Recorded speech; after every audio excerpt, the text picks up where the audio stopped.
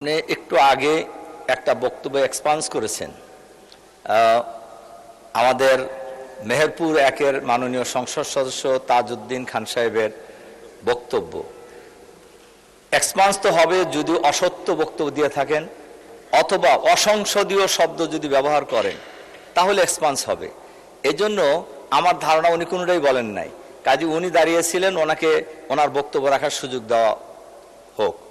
জি মাননীয় স্পিকার, আপনাকে ধন্যবাদ। জি আপনাকে ধন্যবাদ। আপনি বসেন দয়া করে। মেহেরপুর এক, আপনি দাঁড়ান, দয়া করে কি বলতে চেয়েছিলেন শুনি 1 মিনিটের মধ্যে প্লিজ। মাননীয় স্পিকার, আপনাকে ধন্যবাদ।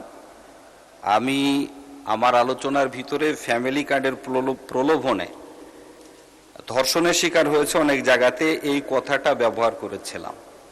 অবশ্য মাননীয় সদস্য এই কথাটার উপরে আপত্তি করেছিলেন যে এই ভাষাটা ব্যবহার না করার ক্ষেত্রে। আমি যতটুকু শুনেছি, আমাদের কাছে যে তথ্য আমার কাছে ছিল সময়ের অভাবে দিতে পারেনি, আমি তথ্যগুলো আপনার কাছে পাঠিয়ে দিচ্ছি। জি মাননীয় স্পিকার, 10/4/2026 ফরিদপুর সোনাগাজী কোতোয়ালি থানাতে ফ্যামিলি কার্ডের প্রলোভনে ধর্ষণের অভিযোগে একটা মামলা হয় নারী ও শিশু নির্যাতন আইনে। ওসি সাহেব এর প্রাথমিক সত্যতা পেয়েছে বলে এটা প্রমাণ হয়েছে। 25/4/2026 রংপুর মিঠাপুকুর উপজেলা ভাংনা ইউনিয়ন বিএনপির সহ সম্পাদক এনামুল হক দল থেকে তাকে সাময়িক বরখাস্ত করা হয়েছে প্রাথমিক সত্যতা পাওয়ার কারণে। আরো মাননীয় সদস্য আপনি দয়া করে বসেন। জি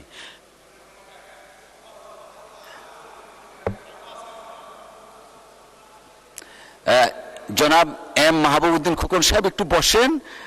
আপনি যা বলতে চেয়েছিলেন একটু বসেন, আমি ওনাকে বলি।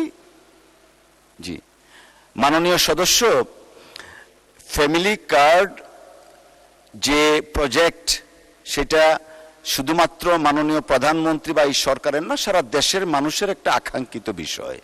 সো এই প্রজেক্ট সম্পর্কে যেহেতু একটা অভিযোগ এনেছেন আপনি নিজে পার্সোনালি এটার কোনো ক্লারিফিকেশন করেননি, যে কারণে মাননীয় সদস্য হিসাবে আমি এটা বলেছি যে উনার বক্তব্যের প্রেক্ষিতে যে আপনি যে ধর্ষণের অভিযোগ প্রলোভন দেখিয়ে সেই লাইনটা এক্সপান্স করা হয়েছে।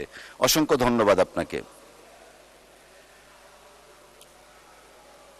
আমার মনে হয় যে এক্সপান্সড হয়ে গেছে, আর উনি নিজে ক্লারিফিকেশন না করে একটা স্টেটমেন্ট দিয়েছেন, সেই জন্য এক্সপান্স করা হয়েছে।